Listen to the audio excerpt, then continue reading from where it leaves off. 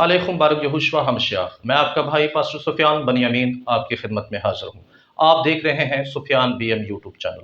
अजीज़ो, हम सीख रहे हैं अलूहियत अल मसीह। आज उसका 19वां पॉइंट है। हमने पिछली वीडियो में फरिश्ता के मुद्दा पर बात की थी। आज उसका पार्ट 2 है। आज भी फरिश्ते पर बड़ी दिलचस्प गुफ्तगू होने वाली है। खुदावंद का फरिश्ता कौन है, इसके मुतल्लिक हमने पिछले वीडियो में आपके सामने कुछ तफसील रखी थी। आज मज़ीद हम यहोशुआ हमशाह के मुतल्लिक और इस फरिश्ते के मुतल्लिक गुफ्तगू करेंगे। अजीज़ों, बहुत सारे दोस्त अपनी राय कमेंट के ज़रिए भी देते हैं और अपने सवालात भी छोड़ते हैं। हम उन सब के लिए खुदावंद का शुक्र करते हैं। अगर आज हमारे साथ कोई नए दोस्त जुड़े हैं तो उनसे गुजारिश है कि आप चैनल को सब्सक्राइब कर लें, बेल के बटन को ऑल पर क्लिक कर लें और वीडियो को दूसरों के साथ ज़रूर शेयर करें। अपनी राय कमेंट के ज़रिए ज़रूर दें। खुदावंद आप सबके साथ हो। सो आए हम उस फरिश्ते के बारे में दोबारा से आज गुफ्तगू करें जिसके बारे में हमने क़ुज़ात, ख़ुरूज और किताब मुक़द्दस के मुख्तलिफ़ हवालाजात में से गुफ्तगू की थी और पिछली वीडियो में हमने रबीनिकल टीचिंग भी आप लोगों के सामने रखी थी। सो आज हम मज़ीद इस पर गुफ्तगू करेंगे और इसको मज़ीद समझने की कोशिश करेंगे। तो आएँ शुरू करते हैं। खुदावंद का फरिश्ता क़ब्ल अज़ तजस्सुम क्या मसाया है?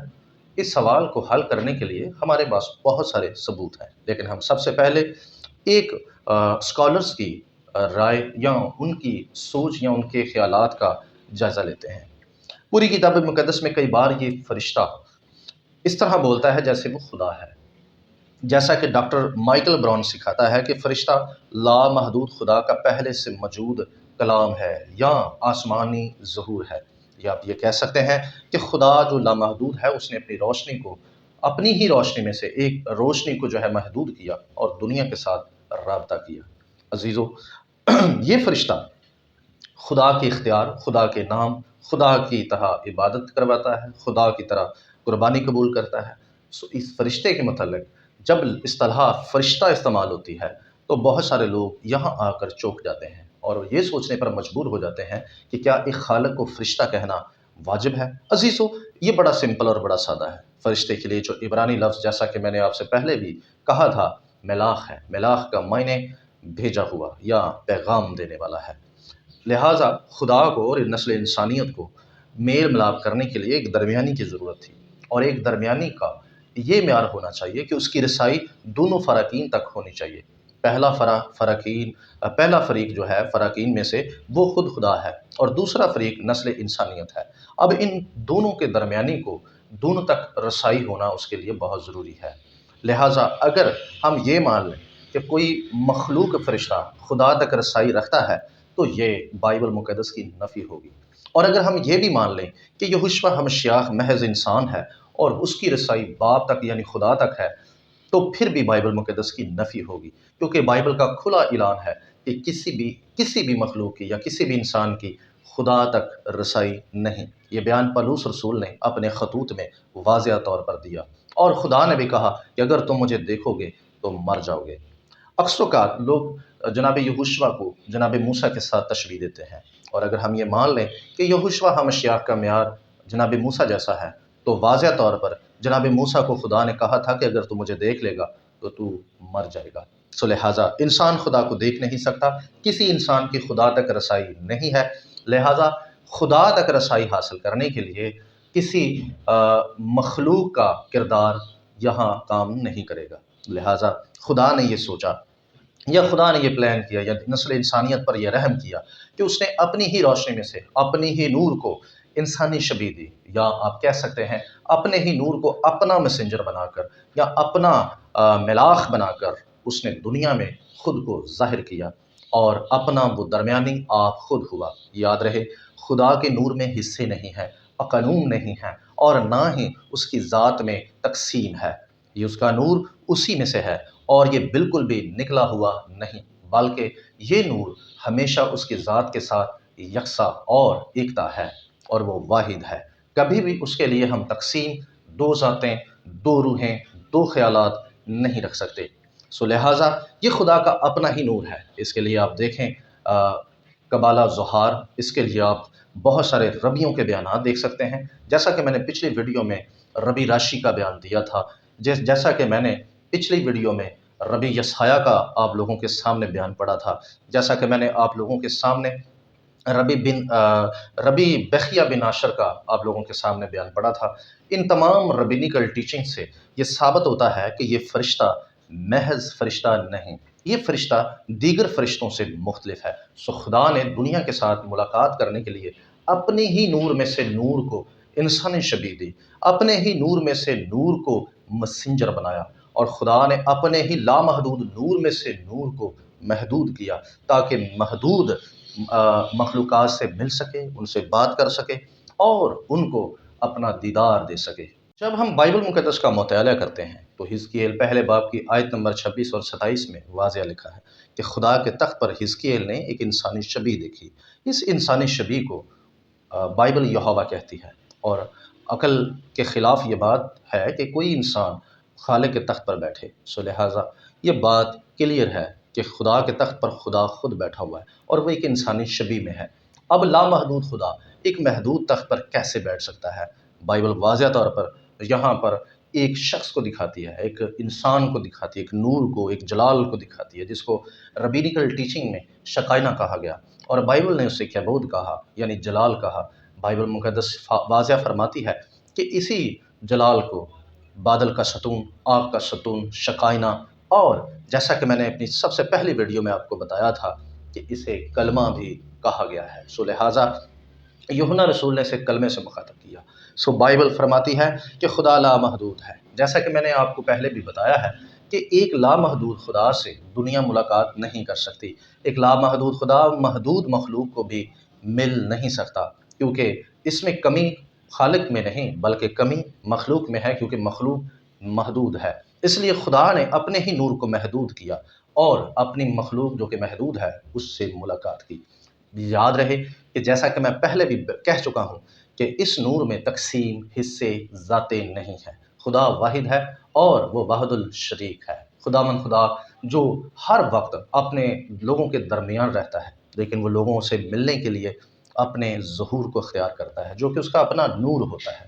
سو خدا نے آسمان پر آسمانی مخلوقات کے سامنے اپنے ہی نور کو انسانی شبیہ دے کر ان پر خود کو ظاہر کیا اور ان سے بات کی۔ اب ہمارے لوگ لفظ مسنجر، فرشتہ، ملاک سے پریشان ہوتے ہیں یا اینجل سے پریشان ہوتے ہیں۔ اس اصطلاح کو لے کر یہ سوچتے ہیں کہ ایک خالق کو یہ اصطلاح کیسے دی جا سکتی ہے۔ سو بڑا واضح ہے، بائبل واضح طور پر، جیسا کہ میں پہلے بھی کہہ چکا ہوں کہ واضح طور پر بائبل کہتی ہے کہ کسی بھی مخلوق کی یا کسی بھی انسان کی یا کسی بھی ایسی مخلوقات کی خدا تک رسائی نہیں جو خلق ہوئی ہے۔ سو لہٰذا خدا تک پہنچنے کے لیے صرف اور صرف خدا ہی جو ہے وہ اس اختیار کو رکھتا ہے، یعنی کوئی مخلوق خدا تک نہیں پہنچ سکتی۔ سو لہٰذا خدا نے یہ اپنی قوم کے لیے، اپنے لوگوں کے لیے یہ حل نکالا کہ اس نے اپنے ہی نور کو اپنا مسنجر بنایا، اپنا درمیانی بنایا، اپنا سمجھ لیں کہ اپنا ایک پیغمبر بنایا، یا آپ کہہ سکتے ہیں کہ اسے میلاخ بنایا، تاکہ خدا کا پیغام خدا سے سن کر خدا کی بات ساری کائنات کے ساتھ کر سکے۔ سو لہٰذا یہ خدا کی ذات کا حصہ نہیں بلکہ خدا کی ذات ہے۔ سو عزیزو، یہ فرشتہ دراصل خدا کا نور ہے، اور اسی نور کو اس نے اپنا مسنجر کہا، میلاخ کہا، اور دراصل اسے ہی بائبل مقدس بعض جگہ پر یہوہ بھی کہتی ہے، جیسا کہ میں نے پچھلی ویڈیو میں بھی آپ لوگوں کو بعض جگہ پر یہ بہت سارے ریفرنس دیے تھے۔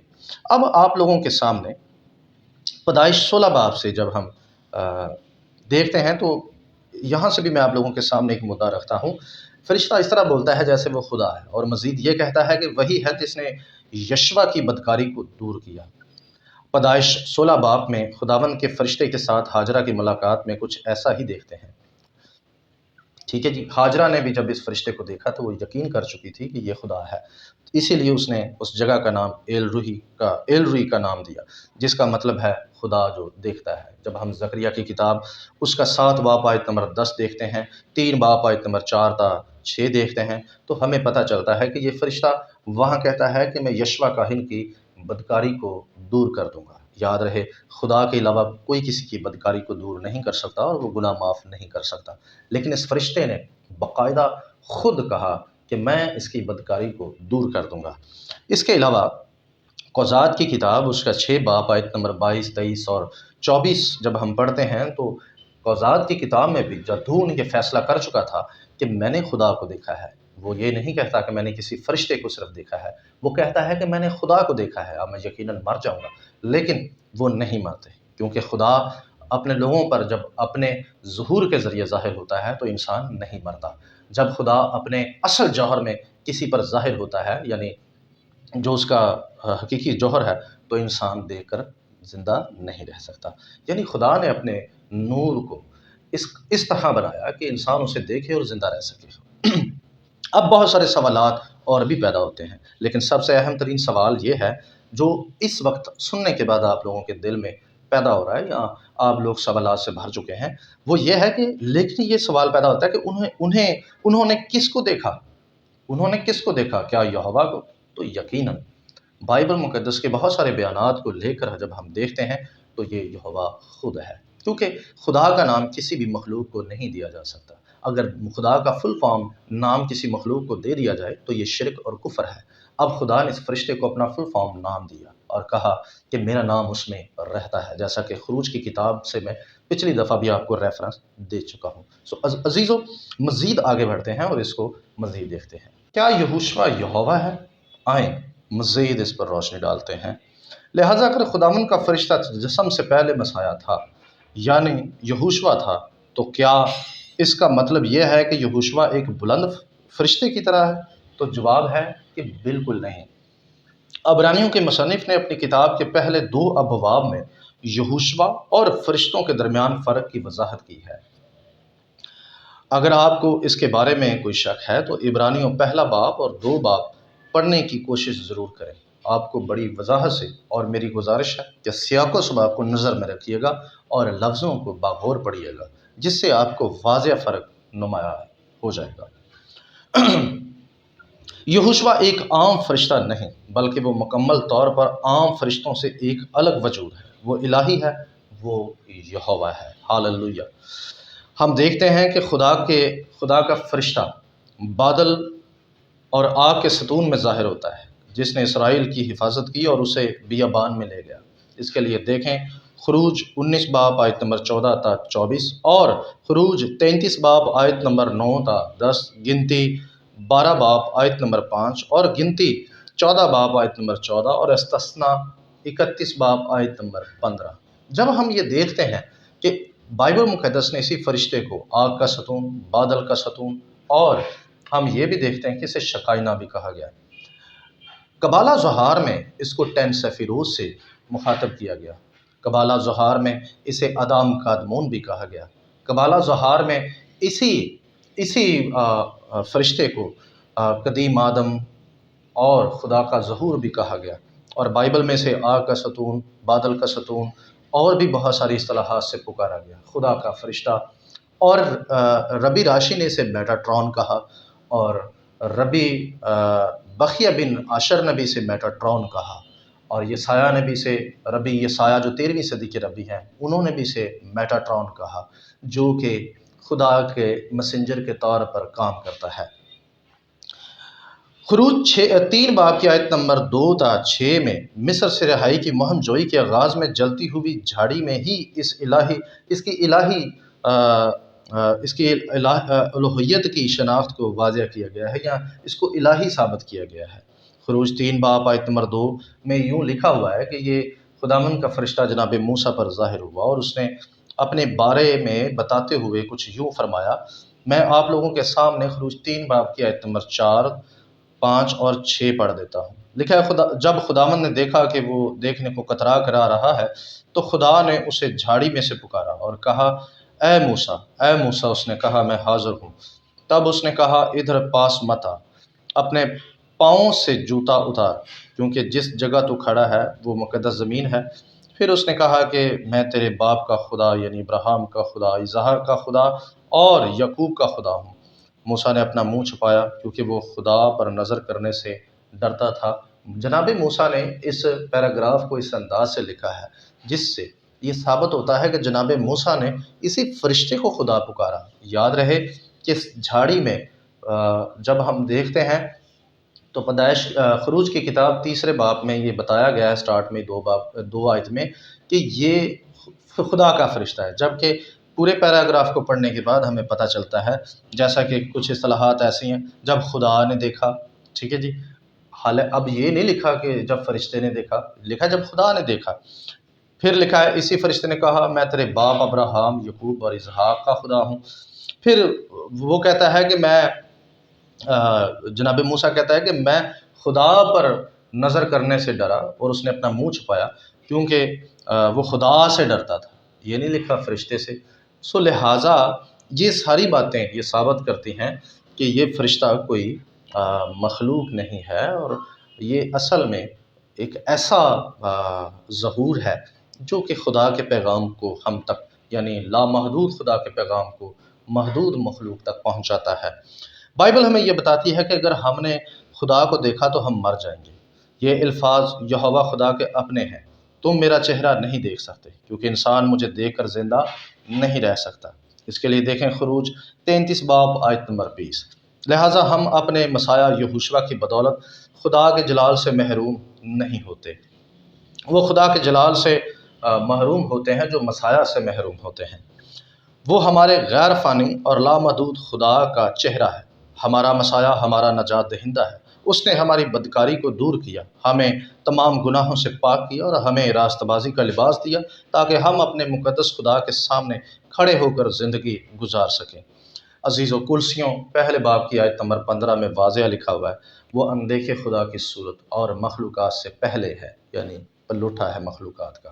عزیزو، بائبل مقدس واضح طور پر کہتی ہے کہ عہد عتیق کے اندر جو خداوند کا فرشتہ شکائن، جلال، بادل کا ستون، آگ کا ستون، یہاں وہ اس تخت پر بیٹھا ہوا شخص یہ یہوشوا ہے۔ ہاللویہ، بارک ہاشم۔ عزیزو، اگر آپ کا کوئی اس پر سوال ہے تو آپ کمنٹ میں ضرور کر سکتے ہیں، اور اپنی رائے سے ہمیں ضرور جو ہے آگاہ کریں اور فیڈ بیک ضرور دیں۔ خداوند آپ سب کو برکت دے۔ ملتے ہیں اگلی ویڈیو میں، تب تک کے لیے اجازت چاہتا ہوں۔ شلوم علیکم۔